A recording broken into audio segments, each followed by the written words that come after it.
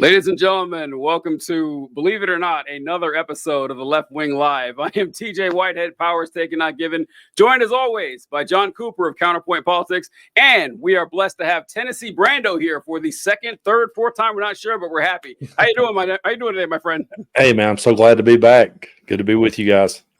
Well, I wish we were meeting under better conditions, better circumstances, because yikes, sure. What the hell is going on? So we were ready to talk about four different topics today. One of them was going to be the appointments for Donald Trump, and I had written all of them down, all the crazy stuff. And then I'm sure you guys saw an hour ago, we had the big one come down. RFK Jr., Department of Health and Human Services. I don't know what to say. I really don't. But Tennessee Brando, we'll go to you first. What were your thoughts when you saw the distinguished RFK Jr. going to be in charge of our vaccines now? Man, I was sitting back holding out on one little tiny shred of hope, like that maybe they would distance themselves from him. You know, it's like that's that one little, like, hoping. But I wasn't optimistic, to be honest. And when I heard that, I just thought, okay, so now what does this mean? Are we going to be drinking raw milk and, are we going to be having water with no fluoride and no vaccines? That's truly, out of all the picks that he's made so far, for me, this one's the most terrifying. And I don't know that I have words or have an answer. But yeah. I know, it's rough. John, what were your thoughts when you ran across this? So I had thoughts, and then I saw Brando just brought 347 viewers to our live stream. Yeah. Damn, Brando, I've never seen a triple digit there. Thank you very much. Oh, you're welcome. And I just sprung it. I mean, hell, I didn't know that I didn't realize. Well, I did realize this feature was there, but I wasn't sure if we could pull it off. And I seen it. It said, stream with your audience too. So I thought, hey, the more the merrier. Let's bring them in. Well, awesome. Well, welcome everyone who's joining us on the Left Wing. We, me and TJ here, talk to a lot of left-wing content creators. Oh, no, Cos Cinema, you did not need to do that. Thank you very much. If all 400 of you did that, I could buy a better microphone. Just saying that. Oh, absolutely. Help these guys out. But yeah, we're going to be talking about some RFK Jr. here. This was one, like, you guys are holding out hope. I had this, like, locked in stone. Like, this is something that, like, I've already gotten upset about. So today's news wasn't that upsetting, because it's like, yeah, we saw this coming ever since he endorsed Donald Trump. We knew that was the tit for tat, and we're kind of just here now. My question is, how does the Department of Health and Human Services operate underneath RFK? Because you have real scientists doing real jobs that they really believe in. Mm-hmm. They're not like yes men in the same way that other bureaucracies can be made to be. Like, what are they actually going to be able to accomplish? You know what I'm saying? It's kind of a really awkward situation that the entire institution is put under. It doesn't really make sense. Yeah, that's something that I was kind of holding out for, because I was trying to find the most charitable way to possibly look at this with RFK Jr. And I don't even know the story was real because I didn't click on it, but I saw that some people were threatening to resign because of RFK's interactions. But that would only make the problem worse if they resigned, and then RFK Jr. could just put his yes men in there and, go back to, I don't know, bloodletting or whatever RFK Jr. would be foisting upon the American people. And so I was trying to think of stuff that RFK Jr. propagated that I said was actually a good idea. And a really funny one, at least to me, is that he's on a crusade to take processed foods out of school lunches. And if you guys remember, there was someone named Michelle Obama who tried to do the same thing during the Obama administration. And in 2017, Trump's Department of Agriculture came out with, he called it, make school lunches great again, because he's a very original thinker, this guy. And he was just saying, what we're going to do is during the Obama years, what they tried to do was stop schools. Of course, they framed it as limiting freedom. They took away the school's freedom to buy garbage to feed your kids. And now school lunches cost more. And when the food doesn't taste as good, the kids don't eat as much of it. So the schools are throwing away all this food and schools are opting out of the program. It turned out 85% of the schools bought into the program. It was like a small 15% that decided they weren't going to do it. And so he said, what we're going to do is allow schools to buy this cheap, unprocessed food and feed it back to your kids. Now, 7 years later, they're putting RFK in there, who says he'll do the same thing. So listen, I'm not going to be like the Republicans. I'm saying, look, that's a good idea. Okay, by taking processed food out of school, good idea. I don't know if Trump will go along with it because this goes against everything Republicans. Then again, what Republicans even stand for anymore? Well, what the hell do they stand for? Yeah, what are they now? Yeah, so are they even a party? No. The Republican Party is like a church in a weird way. Yeah, it's a church that worships Donald Trump. So I try to find like the small areas that might lead to some good. The school lunch thing, yeah, but John, you're right. The people who I was wondering how they're going to do this because there's actual research that goes into the HHS and to stuff like this and getting vaccine schedules out there. And the stuff RFK says is insane. So I can see them fighting back and clawing and doing whatever they can to slow this tide because he's only going to be there for 4 years maximum.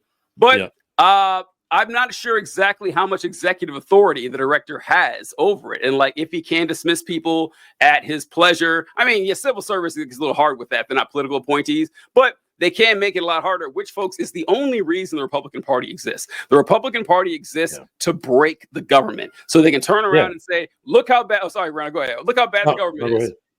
No, you're absolutely right. That's what they're going for now, is to absolutely destroy the government. And they've been on this crusade for a long time. This is everything that they've wanted to see happen, really. And now we're just seeing him build this cabinet.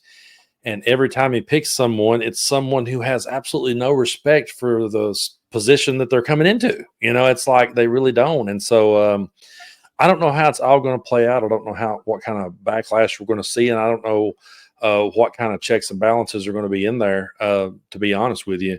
But it's just, I have listened to RFK Jr. for those that's like, well, you never listen to the other side. No, actually I do. I listen to him very closely and what they have to say. And I've sat and listened to his 3-hour interviews with Joe Rogan. And I'm like, I've listened to what he's had to say. And so I don't know. This is the one, I can so understand. John said he had no hope left, but I was just going, come on, please, like, let there be one. Because I think we are going to see some people get snubbed by Trump after doing this. But like you said, it was one of those tit for tat things. And I think that he definitely had to pay him back for that endorsement. So now here we are. So here's the thing we have to remember, guys. None of these, and we're going to be talking about a lot of the nominees that have come in over the past couple of days, but good chance none of them will be here in a couple of years. Because Trump's last round of appointees, I believe, had a 92% turnover rate from year 1 to year 4. Of the people that he nominated in year 1, almost all of them weren't there by the end of year 4. And we have no idea how any of this is going to go. I will say this about RFK. I think that he is an idiot with a generally good heart, similar to Joe Rogan, where, like, I don't think there's definitely malicious people in this. We'll get to Stephen Miller. We'll get to Matt Gaetz. But I don't think RFK is malicious. I think that he is generally trying to do the right thing. It's just historically the way he's gone about doing that has killed thousands of people. And I can see that. I think there might be a small, tiny little bit of hope that, like, if you just put RFK with the people who, like, actually are doing the research, they might be able to convince him of some shit. Like, if you think about, like, the Joe Rogan mindset, it's not hard to get them to change their mind. There might be some hard settled, difficult barriers to overcome. But again, of all of the appointments, the RFK one, as dumb as it is, I don't know. It's not the one I'm most worried about. I'll put it that way. Yeah, and that's kind of a world's tallest midget thing, but, like, and we don't know what's going to happen once this all gets in place, or how well are they all going to be able to work together. I mean, we've seen Trump. He's definitely coming in. He's surrounded himself by yes men. He's surrounded himself by people who he feels will do his bidding. But how soon will it be before their egos collide? It comes off the rails, and suddenly Trump says they're the most terrible person ever. I mean, what's going to happen? Because I do agree with you that I think RFK Jr. is a moron with a good heart. It's like I don't think he's necessarily like mean spirited necessarily. So what's going to happen when he butts heads with Trump on something? What's going to happen when any of them does is the question I have. Yeah, I am waiting for the implosion as well. When this cabinet that he's putting together, it looks like one of those wish cabinets that you'd see politically, where people would just throw out a bunch of stuff that didn't really make any sense.